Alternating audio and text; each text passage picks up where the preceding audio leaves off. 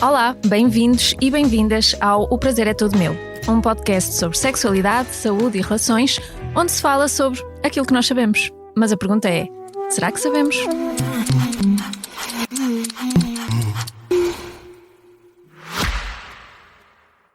O Expresso tem uma nova subscrição que lhe dá acesso completo ao The New York Times, com atualidade, jogos, culinária e muito mais. E ainda aos conteúdos exclusivos da SIC Notícias, incluindo o Direto Vertical, a nova e inovadora emissão que se adapta ao seu smartphone. Subscreva em expresso.pt/digital. Expresso. Liberdade para pensar. Junho é o mês do orgulho LGBT e as marchas saem à rua. Celebram-se os direitos conquistados e exigem-se os que faltam cumprir. Durante muito tempo, a educação sexual foi construída a partir de uma ideia muito limitada do que seriam as relações, os corpos e as identidades. E o que fugia à norma era silenciado ou patologizado. Nos dias de hoje, falamos mais sobre diversidade sexual. Mas será que a compreendemos? Ouvimos siglas como LGBTQIA+, discutimos direitos das pessoas trans, falamos sobre orientação sexual, inclusão e representatividade. Mas, ao mesmo tempo, surgem novas dúvidas. Precisamos mesmo de rótulos? Faz sentido falar numa comunidade LGBT? E até que ponto estas categorias ajudam ou limitam a forma como as pessoas vivem a sua identidade?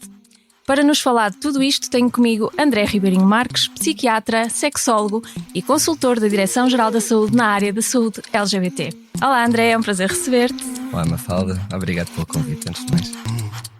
É assim, em primeiro lugar tenho que fazer aqui um disclaimer que eu acho que é injusto termos só um episódio para falar de um tema tão diverso como vamos ver daqui para a frente, mas vamos tentar fazer jus a tudo o que isto implica. De qualquer forma, parabéns a ti e ao Expresso pela iniciativa de abordarem este tema e outras temáticas da sexualidade e da saúde sexual que são tão necessárias e atuais. Obrigada, eu acho que é um tema também que vamos revisitar em mais episódios, mas para já, como esta primeira temporada o objetivo é falar sobre educação sexual, vamos ao básico. E temos aqui uma sigla enorme e que parece que está cada vez maior, sempre a aumentar, LGBTQIA+, mas que no fundo inclui questões como orientação sexual, identidade de género, expressão de género.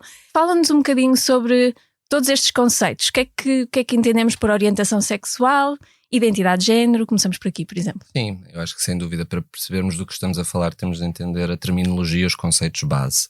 Não é? Se calhar começaria aqui pelo conceito de sexo atribuído. O termo que nós hoje em dia preferimos mais do que sexo biológico é sexo atribuído à nascença. Okay. E porquê? Nós, quando uma criança nasce, nós atribuímos-lhe o sexo com base nas características anatómicas que observamos, nomeadamente dos órgãos genitais externos. Mas podemos falar do sexo também, do conceito de sexo noutros componentes, não é? Portanto, o sexo cromossómico, pelos cariótipos XY, XX, ou mudanças neste contexto que muitas vezes são vistas ou classificadas como anomalias. O conceito de sexo gonadal, não é? Através das gónadas, se a criança nasce com a apresentação de testículos, ovários, e que no caso dos ovários eles não estão visíveis, também os testículos não, mas temos a bolsa escrotal que nos permite, ou variações a este nível da forma como se apresentam. Depois podemos pensar num sexo do ponto de vista hormonal, nas variações que possam existir no perfil hormonal das pessoas, e portanto a ideia de que o sexo é binário, percebemos logo aqui que não será tanto assim. A grande maioria será classificada num sexo masculino ou feminino, mas existem aqui um espaço de variações do desenvolvimento sexual e é aqui onde se classificam as pessoas consideradas pessoas intersexo. Portanto, este é o conceito de sexo. Depois temos o conceito de género, que está relacionado com o conceito de sexo, mas que não são exatamente a mesma coisa. E aqui existe uma variabilidade mais individual e que varia também nos contextos socioculturais em que a pessoa se insere, historicamente onde se insere. E aqui temos então o conceito de identidade de género. A identidade de género é a experiência interna e subjetiva, que às vezes queremos simplificá-la colocando como na mente, não é, da pessoa, e que é só de facto disponibilizada aos outros mediante esta conversa que temos com alguém e do seu próprio entendimento relativamente a esta concordância entre o seu género e da concordância ou não do género com o sexo da pessoa. Eu acho que fica claro que se tu falaste aqui tantos conceitos para definir o sexo, não é? Temos os genitais, temos a parte hormonal, a parte cromossómica. É de esperar que primeiro que haja bastantes alterações aqui, não é? Pequenas mutações e depois que nem tudo seja congruente, não é? No meio destes aspectos todos nem sempre vai haver uma congruência. Portanto, o reducionismo já da biologia binária, já por aí percebemos, hoje em dia a ciência permitiu-nos avançar para perceber que não é assim, não é tudo preto e branco, não é tudo homem e mulher. E este é o conceito mais que tentamos localizar de um ponto de vista físico, que é mais facilmente identificável. Quando entramos efetivamente na experiência subjetiva, interna, mental, aí ainda abrimos mais o leque para as possibilidades da forma como cada um se entende como homem, mulher, ou que não se entende nesta dicotomia e que não se sente-se completamente neutro ou sente-se efetivamente a tender para um lado mais, para um masculino, mas que não entra dentro da classificação que o contexto sociocultural da pessoa define como homem, ou mesmo para mulher. Portanto, aqui são as identidades de género que, quando existe uma concordância entre a identidade de género e o sexo da pessoa, falamos de uma pessoa cisgénero. Quando esta concordância não existe uma discordância entre identidade de género e sexo, falamos de uma pessoa trans, uma pessoa transgénero. Dentro das pessoas da classificação transgénero, temos um subgrupo de pessoas que não se identificam com esta característica de homem trans ou mulher trans, que são as pessoas não binárias, mas que podem efetivamente tender para uma classificação mais próxima do masculino ou feminino. Olha, excelente explicação, mas temos aqui então uma grande diversidade, não é? Um grande espectro. E depois temos ainda outra coisa que é importante falar, que é a expressão de género.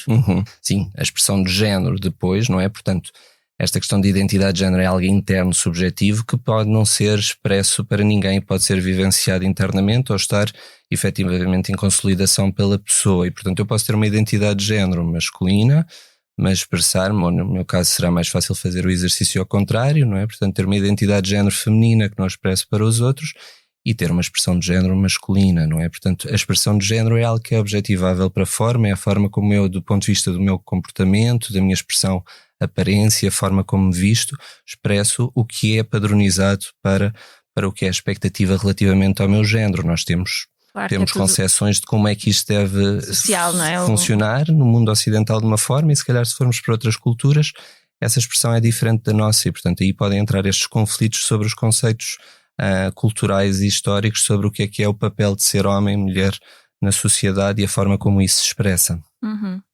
E a orientação sexual, que é outra coisa à parte. Portanto, tudo isto são coisas independentes, não é? E como estavas a dizer, o facto de uma pessoa ter uma identidade de género não significa que se irá expressar com esse género com o qual se identifica, pode-se expressar com outro. Portanto, há uma grande diversidade e há muita beleza na diversidade. E a orientação sexual? Devemos olhar para a orientação sexual como um espectro? Como é que devemos olhar para isto? Sim. Começamos logo por também distinguir que a grande confusão muitas vezes para as pessoas vem entre os conceitos de identidade de género e orientação sexual. Exato. Portanto, a orientação sexual está relacionada de certa forma com os outros conceitos de sexualidade e da identidade de género da pessoa, mas tem a ver efetivamente pela atração, com o conceito de atração física, sexual, romântica, afetiva por determinada pessoa e que está dependente do meu género e do género da pessoa com quem eu estou. Por exemplo, eu identifico-me como um homem cis, posso ter atração sexual e afetiva por homens, por mulheres, por ambos, e portanto que definimos ou por nenhum, sigla exatamente, A, não é? De assexualidade. Também lá chegaremos, não é? E portanto, mas eu poderia me identificar não como homem e ser uma pessoa trans, por exemplo, com um género feminino, e isso ia mudar também a forma como eu me apresentava. Se eu fosse uma mulher trans e tivesse atração por mulheres, independentemente de serem mulheres cis ou trans, neste caso estaria a minha orientação sexual seria de uma mulher lésbica, de uma orientação homoafetiva. E portanto está dependente do género. Para certo. Complicar um pouco. Sim, por favor, acompanhem-nos. Seria uma mulher homoafetiva, portanto lésbica. Neste momento, certo? Exatamente. O que não te vincula a nada. Exatamente. Porque tem-se visto muitos comentários e sobretudo no TikTok, é esta questão do porque rapariga X andava com uma rapariga, portanto é lésbica. Agora começou a andar com um homem, então afinal é bi. Há necessidade, qual é que é o sentido de estarmos permanentemente a tentar definir o que é que cada um é? Ou se por outro lado achas que é mesmo importante haver estas definições? Voltando ao teu conceito de espectro, efetivamente ele é importante. Para a grande maioria das pessoas, essa questão relativamente à orientação sexual, como ela se define para cada um, tende a ser estável, clara e prolongada ao longo da vida. Mas essa não é a experiência de todas as pessoas, e por isso é que esse espectro faz sentido para dar de facto linguagem e dar reconhecimento a esta pluralidade, a esta diversidade de experiências do ponto de vista identitário ao nível da sexualidade. A adolescência, por exemplo, é um tempo de exploração, não é? E muitas vezes é nesse caminho de exploração em que muitas vezes se vai experimentando muitas vezes comportamentos sexuais e não identidade sexual, não no sentido de orientação sexual, para fazer esta exploração, para efetivamente conseguir consolidar uma experiência de orientação sexual que melhor defina a pessoa.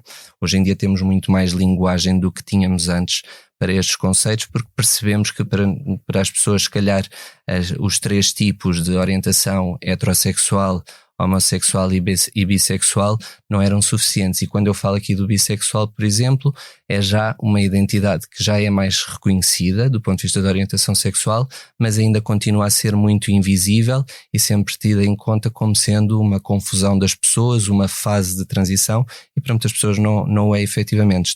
Têm perfeitamente consolidadas a sua orientação sexual como bissexual, tendo atração afetiva ou sexual e romântica por pessoas do sexo feminino e do género feminino e do género masculino. Portanto, é importante efetivamente a linguagem existir e estes conceitos para conseguirem dar inclusão a pessoas que sentam, num ponto de vista de grupo, de sentimento de comunidade, inclusão em determinadas categorias. Pois, é isso. Estavas aí a falar de comunidade. Faz sentido falarmos numa comunidade LGBT? Ou seja, a minha pergunta é, quando é que uma sigla ajuda a que as pessoas se identifiquem e que encontrem uma comunidade da mesma forma que tenham acesso a cuidados de saúde específicos, e quando é que esta mesma sigla limita, rotula e estigmatiza as pessoas? Sim, sem dúvida que faz sentido, né, falarmos de comunidade, falarmos destas siglas LGBT e QIA+, não é? Portanto, muitas vezes mais visível pelo LGBTI, de lésbica, gay, bissexual, transexual, transgénero e intersexo, não é? E o mais como a premissa para podermos falar de outros subgrupos, se calhar muitas vezes não tão visíveis nestes contextos, mas efetivamente esta comunidade existe historicamente por um reconhecimento de lutas que foram necessárias no sentido de combate à discriminação e à invisibilidade que estas comunidades tinham. Isto permitiu dar linguagem às pessoas, dar-lhes um sentido de pertença, e nomeadamente a muitos jovens adolescentes em que muitas vezes em casa não têm este sentido de segurança, de conforto para a aceitação da sua exploração de uma sexualidade que possa fugir da norma heteronormativa ou cis-heteronormativa da experiência da sexualidade, e o existir esta visibilidade para esta sigla permite-lhes dar enquadramento, dar segurança e um entendimento delas próprias relativamente à sua consciência. Sim, depois podemos colocar algumas questões, nomeadamente quem pertence, quem fica de fora, quem é que define os critérios, não é, para toda esta sigla. Eu queria chegar aqui a um ponto que é algo que genuinamente me tem incomodado, que é ver-se aqui uma corrente de pessoas da comunidade LGBT que excluem ou que pretendem excluir as pessoas trans desta sigla. Portanto, há uma transfobia na própria comunidade LGBT. E o argumento é que estamos aqui a misturar orientações sexuais com identidade de género, e são coisas completamente diferentes. As lutas de uns são diferentes das lutas do outro. Olha, primeiro queria perceber como é que tu te posicionas em relação a isto, e de onde é que vem esta necessidade também de excluir alguns grupos. Claro. Não se nega que são coisas completamente diferentes, ou bastante diferentes, a orientação sexual e a identidade de género das pessoas, não é? Mas as comunidades, e no que toca a minorias, nunca foram perfeitamente homogéneas. Todas elas têm heterogeneidade, existem tensões internas, os movimentos sociais dentro também do feminismo, não são todos, não caminham todos na mesma linha. Isso não quer dizer que não haja um eixo comum de partilha entre questões de lutas sociais, legais, de reconhecimento. Falar também que historicamente nós sabemos que efetivamente foi muito a partir de uma comunidade transracializada, de mulheres transracializadas, que as lutas pelos direitos de homens gays e mulheres lésbicas vieram a público e conseguiram caminhar nesse sentido. E portanto um pouco de esquecer essa história e achar que na verdade há uma diferença por algum contexto de superioridade ou diferença hierárquica entre pessoas da comunidade LGBT e até não, é de facto esquecer um bocadinho esse contexto histórico e assumir de uma forma um bocadinho ingênua que as lutas e os retrocessos não possam acontecer quando só atacamos parte da minoria mais fragilizada e vulnerável desta sigla. Portanto, é aqui um bocadinho onde eu me localizo. Exato, eu acho que há uma coisa comum a esta comunidade, ainda que possa haver divergências na própria comunidade, como é normal, que são os desafios, vários desafios que enfrentam a nível social, cultural e a nível de saúde mental também. Tu que és psiquiatra, fala-nos um bocadinho sobre os principais problemas e desafios de saúde mental em pessoas LGBTQIA+. O que é que encontras mais na prática clínica? Olha, Mafalda, não existe propriamente uma psicologia ou uma psicopatologia das pessoas LGBTQIA+, não é? Ou patologias específicas desta população. Nós sabemos que existe uma vulnerabilidade acrescentada para sofrerem de contextos de depressão, ansiedade, de comportamentos autolesivos suicidários em última instância, de práticas relacionadas com o uso mais excessivo ou abusivo de consumos, em alguns casos mais graves, uma história de trauma, mas tudo isto não tem a ver com uma ação direta da identidade de género ou da orientação sexual das pessoas em si, mas sim dos modelos de stress e vulnerabilidade a que elas estão sujeitas, e um modelo de minorias de stress conceptualiza efetivamente muito bem isto. Já as experiências históricas e a expectativa sobre essas experiências de rejeição, de discriminação, de isolamento, de ausência de suporte familiar da sociedade, são experiências que colocam estas pessoas já num sentimento de ansiedade, de hipervigilância, de maior pessimismo, culpa, de confusão do ponto de vista de quem são, para onde podem ir, do que é que têm direito a ser na vida, e coloca-os efetivamente nesta sopa de vulnerabilidades que naturalmente vão acrescentar às suas dificuldades. Também tudo isto não é homogéneo e é muito heterogéneo. É diferente nós falarmos, se calhar, de uma mulher lésbica branca com suporte familiar, do que falarmos de uma mulher transracializada que foi violentada e excluída da sua família. E portanto são níveis de stress a quais estão sujeitas que são muito diferentes, e naturalmente daqui vai advir patologias e circunstâncias do ponto de vista de saúde mental muito diferentes. Claro, quando as pessoas nem na própria família são bem recebidas, claro que isto deixa as pessoas num estado de stress, no mínimo, não é? No mínimo. E eu acompanho várias pessoas assim, infelizmente. E muitas vezes a expectativa já é esta mesmo, que isto não tenha acontecido, não é? As experiências, os modelos, ou a ausência de modelos de como é que a vida para elas vai seguir, já deixa a pessoa nessa expectativa e nessa hipervigilância e stress. Às vezes não é preciso o trauma acontecer, mas já a expectativa de que o trauma venha a acontecer já deixa as pessoas em maior risco de virem a desenvolver patologia mental por essas razões. E em termos sexuais, em termos de saúde sexual, em pessoas LGBTQIA+, quais é que são então, ou se é que há alguma especificidade na abordagem da sexualidade nesta população? Confesso, para mim, são questões delicadas. Fico sempre com o receio de assumir coisas que não queria assumir. e de cair em algum erro durante a consulta. Para quem quer prestar uma saúde mais inclusiva, o que é que nós devemos ter em conta?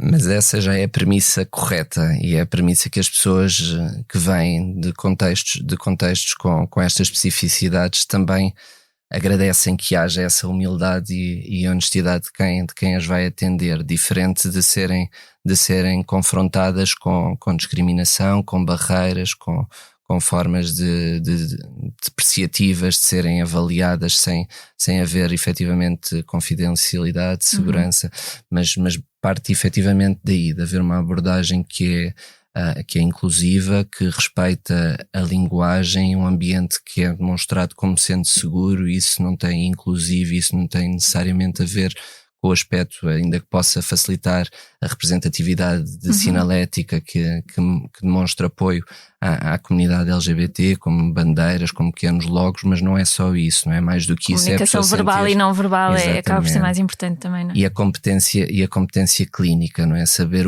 mais do que saber, não só saber o que perguntar e porquê perguntar, não é? Portanto, termos uma mulher lésbica à qual achamos que não é necessário fazer rastreios ginecológicos, reduzirmos um homem gay à questão das infecções sexualmente transmissíveis VIH, são questões que não fazem sentido. Por outro lado, tenho uma mulher lésbica que me foi referenciada à consulta para tratamento de um vaginismo, e queriam que eu tratasse o vaginismo por causa do exame ginecológico, para ser preciso fazer exame ginecológico. E aquilo que eu conversei com ela foi que o risco de ter HPV era próximo de zero, neste caso, e que, portanto, eu não vou estar a tratar um vaginismo para que uma vez de 5 em 5 anos se consiga fazer um exame ginecológico. Assumiu-se esse risco, até porque para tratar um vaginismo é preciso haver muita motivação da parte da pessoa. Portanto, isto tem que ser tudo conversado e lá está, só tratar um vaginismo porque os médicos queriam tratar o vaginismo não faz sentido. E enquadrar efetivamente no contexto específico da pessoa. E nas práticas sexuais. Nós termos perguntas abertas, termos formas neutras de abordar a pessoa, não assumirmos que a pessoa tem determinada orientação sexual ou identidade de género, mais do que pensarmos no contexto heteronormativo, perguntarmos pelo tipo de parceiros, não assumirmos a orientação sexual, o tipo de práticas sexuais, basearmos-nos se calhar no inventário de órgãos quando estamos com uma pessoa trans relativamente aos cuidados e às vigilâncias de saúde que temos de ter com estas pessoas. Portanto, tem de efetivamente haver aqui um enquadramento diferente nestes contextos, mas em tudo o resto também o deveria existir, e a saúde sexual tem de ser vista, não é assim tão diferente abordar a saúde sexual das pessoas LGBTI, ainda que haja alguns receios de cometer algumas gafes nesse sentido, podemos colocar. Eu acho que há aqui algumas questões que não são só para pessoas LGBT, mas com toda a gente, não é? Cuidados preventivos e rastreios, não esquecer tudo isso, não esquecer a prevenção do HIV e o acesso à PrEP, à profilaxia pré-exposição, mas que não é exclusivo da população LGBT. E que nem toda pode querer, porque as suas práticas também podem não o justificar, não é? Exatamente. Mas é importante haver informação, dar informação, acesso, sempre que necessário, não é? Em relação à sexualidade das pessoas LGBT, queria-te perguntar também uma coisa que me incomoda muito, que é porque é que há tão poucos estudos sobre sexualidade nesta população, porque falamos sempre, aqui nos episódios temos falado de casais heterossexuais e eu volto e meia recebo comentários, então, e os casais homossexuais? Mas na verdade nós não conseguimos fazer muitas inferências, porque não existe muita coisa. Claro, então, durante décadas, na verdade, nós estudámos a sexualidade de uma forma baseada na cis-heteronormatividade, muito centrada quando desviávamos para estes contextos, para o risco de infecções, para as gravidezes não desejadas e para a violência.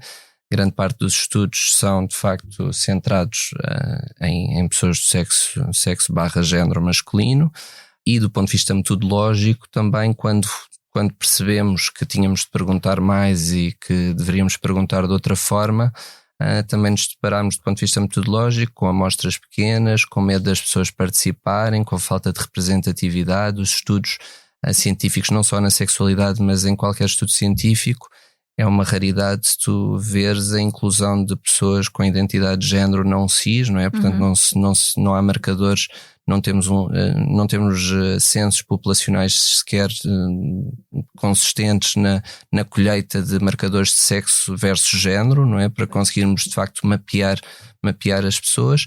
E depois temos outras questões que aqui surgem, como uma politização da ciência, não é? E nos Estados Unidos, por exemplo, temos o exemplo recente de cortes de investimento em bolsas de estudo e investigação para estudos que se relacionem com a comunidade LGBTQIA+, e portanto a própria ciência acaba por ser enviesada e enquadrada ou modificada, né?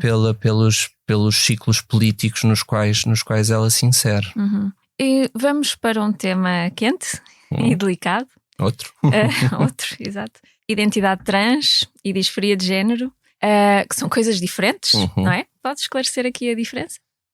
Identidade de género, como já tinha definido, era de facto esta experiência que é uma experiência interna e que não é uma patologia, não é uma condição patológica, é a minha identidade de género é cis, não é? E portanto não a patologizo. A minha identidade de género podia ser trans e não tem de ser patologizada ou criada aqui uma questão à volta da saúde sobre isto, se eu, por exemplo, não quiser ter ou não sentir necessidade de ter acesso a nenhum tipo de cuidado de saúde específicos sobre esta questão. Portanto, isto coloca-se aqui um bocadinho com a questão do reconhecimento jurídico da identidade de género. Depois temos a questão da incongruência de género, não é? Que essa é a condição clínica e o termo mais aceite sobre esta discordância entre a minha identidade de género e o sexo que me foi atribuído. Quando não há uma concordância, falamos de incongruência de género. É uma condição clínica que está classificada nos modelos de saúde atuais, nomeadamente a Classificação Internacional de Doenças da Organização Mundial de Saúde,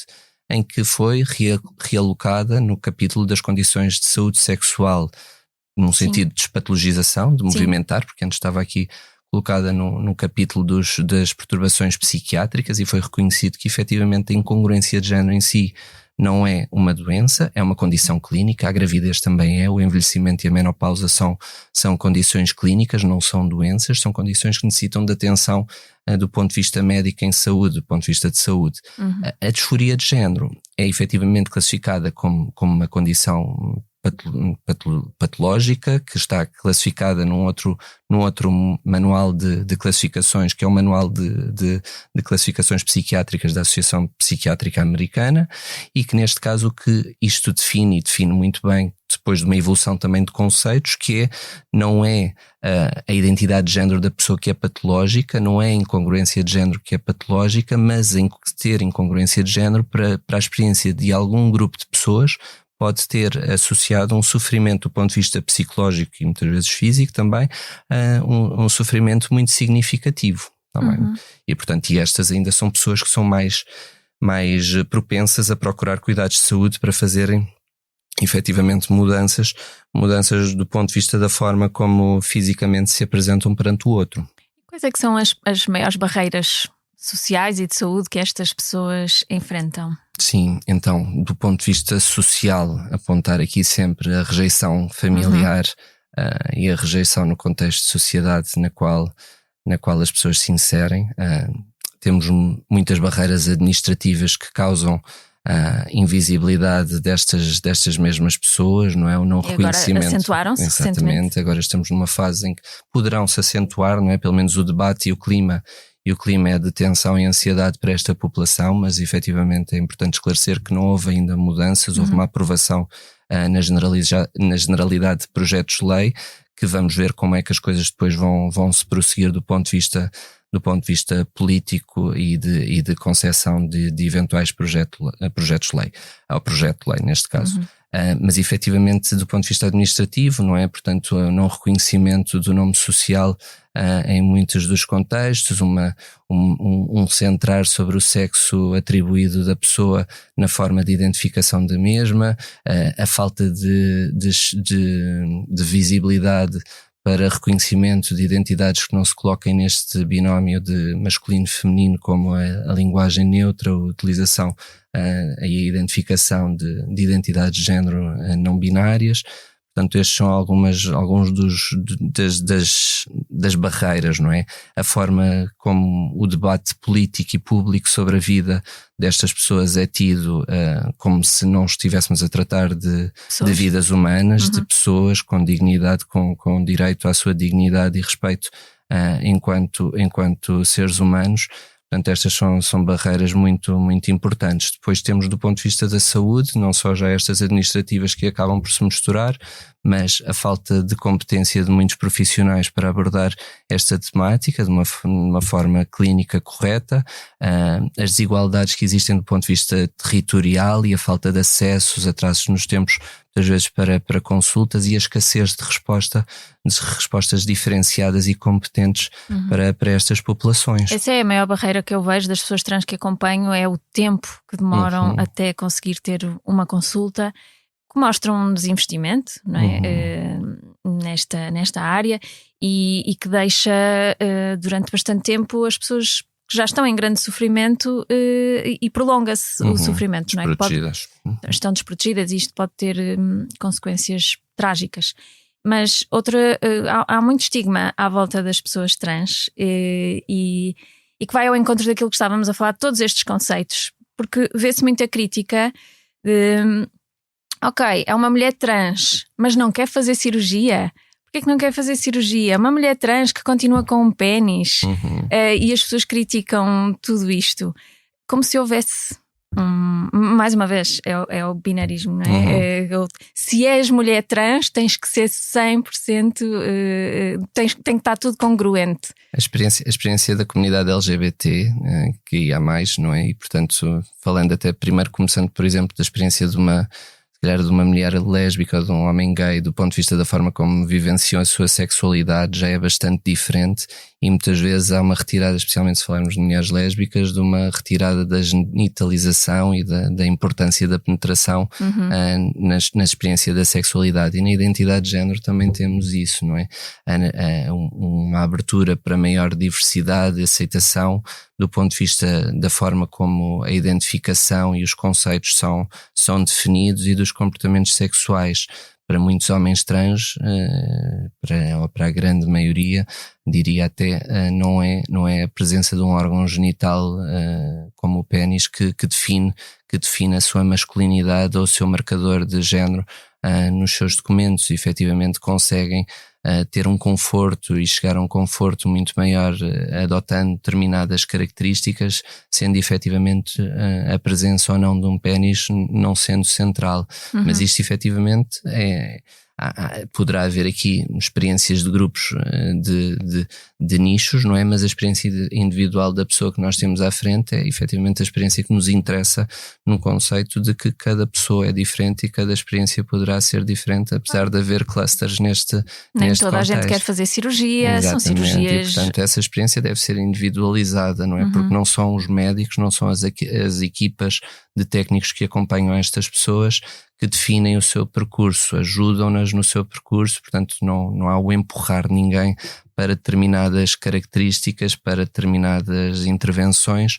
Há um trabalho colaborativo, compreensivo e demonstrando às pessoas, trabalhando com elas, quais são as limitações para que as expectativas relativamente ao percurso que elas pretendem fazer sejam mais ajustado às suas necessidades e expectativas para melhorar efetivamente o seu conforto sobre a sua experiência de género interna.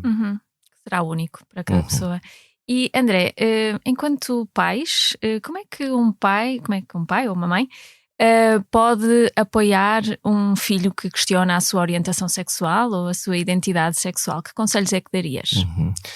Eu acho que começa logo por acolher, não é? Quando algo disto chega a um pai, não é? Esta manifestação, e muitas vezes quando o próprio filho ou filha tem esta coragem de ir falar com os pais sobre esta questão, acolher isto e agradecer por confiar sobre esta informação que está a ser partilhada. Muitas vezes isto vem num contexto de elevado sofrimento para a criança, para o adolescente, porque percebe que se calhar está a fugir do que seria a norma, do que seria a expectativa idealizada destes pais ou da sociedade perante eles, efetivamente, e portanto dar um espaço de conforto, de segurança, de amor e que daqui são importantes palavras como estou aqui, vamos fazer este caminho juntos, vou-te apoiar qualquer que seja a tua decisão sobre este percurso, mais do que se calhar experiências e discursos invalidantes como mas tens a certeza,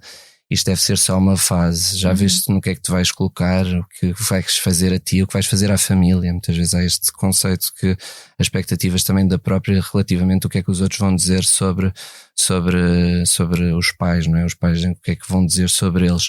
Mas grande parte das famílias estão de facto também perdidas um bocadinho, elas não têm de ter a linguagem toda sobre estas questões, mais do que isso têm de ser receptivos, aceitantes, dar segurança, dar sentido de proteção aos seus filhos e filhas. Nesse sentido isso é muito mais importante.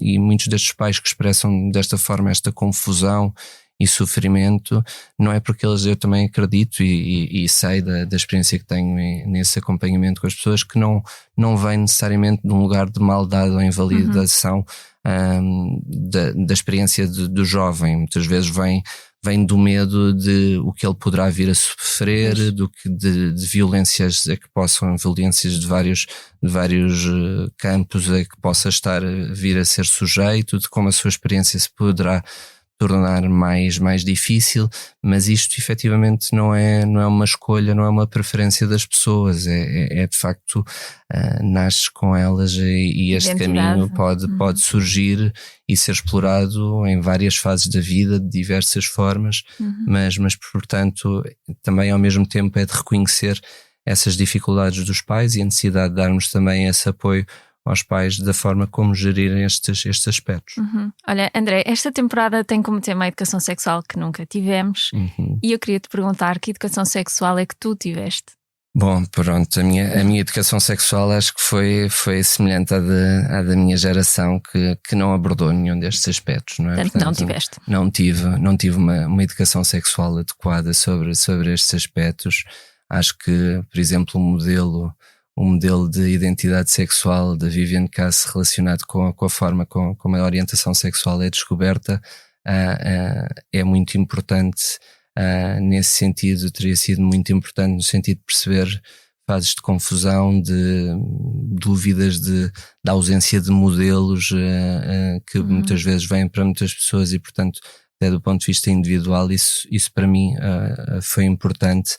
Mas efetivamente a minha educação sexual foi a educação sexual básica para o sexo seguro, para os riscos de gravidez indesejadas, que é uma parte importante, mas que não teve nenhum contactos com outras formas de exploração de diversidade do ponto de vista sexual, do consentimento, do prazer, do desejo sexual, não é? Portanto, tantas outras coisas hoje que percebemos que são importantes de dar aos jovens como educação para um desenvolvimento seguro e saudável que não eram tidos na altura. E achas que hoje em dia os mais jovens têm mais modelos e que torna mais fácil?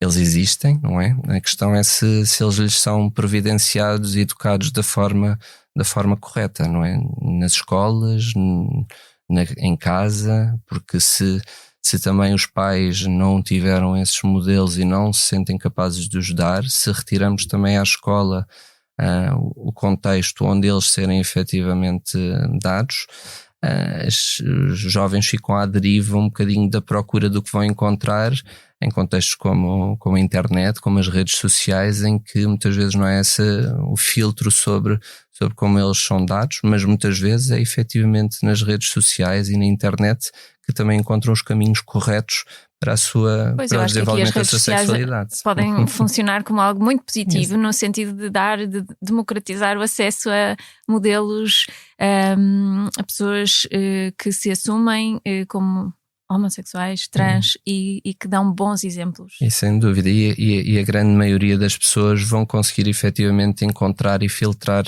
a melhor informação do ponto de vista da sua educação sexual também através destes mecanismos. Achar que a internet é um bicho perigoso, tem muitos perigos, sim, pode levar as pessoas em caminhos incorretos, mas a grande maioria dos jovens vão, e espero que continuem a conseguir tomar as decisões corretas e entendimentos sobre a informação que devem selecionar. Sempre bom terminar numa nota positiva. Como último tema, queria te perguntar se tens sugestões de recursos, como livros, filmes, séries ou sites, para quem quiser saber mais sobre este tema. Sim, olha, em várias vertentes, não é? Portanto, de um ponto de vista de modelos mais educativos, eu acho que as várias associações, IPSS, ONGs que trabalham nesta área têm feito um trabalho notável para apoiar a sociedade e a sociedade civil, se calhar não, sem desprimor às outras, mas o trabalho dá amplos e com manuais acessíveis do ponto de vista de guias para pais, para educadores, têm manuais online para descarregar em PDF que são muito úteis. Tem também um livro, o livro deles da Amplos, redigido por eles com apoio de uma jornalista, Sara Oliveira, também sobre as experiências de pais, sobre as várias vertentes de apoio sobre filhos e filhas LGBT. E esse é um dos importantes. Ana Macedo também fez um livro do ponto de vista mais clínico, técnico, mas de linguagem fácil, sobre identidade de género e orientação sexual. É também um livro que me ocorre uma forma útil para ser lido e acessível sobre todos estes termos que nós estivemos aqui a usar, para pessoas mais adultas e no lado mais da identidade de género. Paulo B. Preciado é um dos autores que eu mais gosto de ler.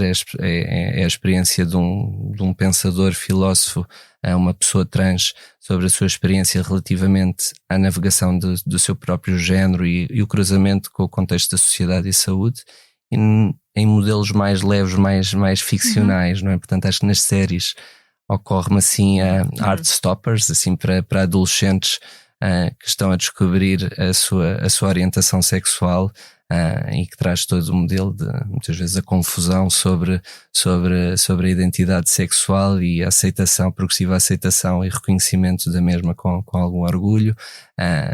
Sex Education é uma série também muito, muito conhecida, americana, sobre esta questão. E, por exemplo, mais para uma população também mais velha, o Pose, que historicamente descreve todas estas lutas históricas da comunidade LGBT norte-americana, e que está muito bem feito, e a relação também na altura com o impacto que a infecção de VIH teve na forma de desenvolver a identidade. Também da série It's a Sin. Sim, também muito e o livro, um livro que é fantástico, que é A Little Life, mas que também é muito duro. É denso, sim. Está lá na prateleira, ainda não tive possibilidade de ler.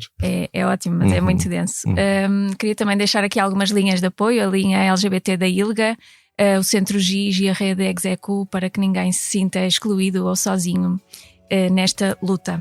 E assim terminamos mais um episódio. Muito obrigada, André, pela tua presença. Obrigado, Mafalda. Já sabe que pode ouvir-nos no Expresso, na SIC e na SIC Notícias, ou em qualquer plataforma de podcast, onde pode subscrever e deixar comentários com dúvidas e sugestões. Este episódio teve sonoplastia de Salomé Rita e fotografia de Matilde Fieschi. A coordenação é de Joana Beleza e direção de João Vieira Pereira. Eu sou a Mafalda Cruz e volto na próxima semana com todo o prazer.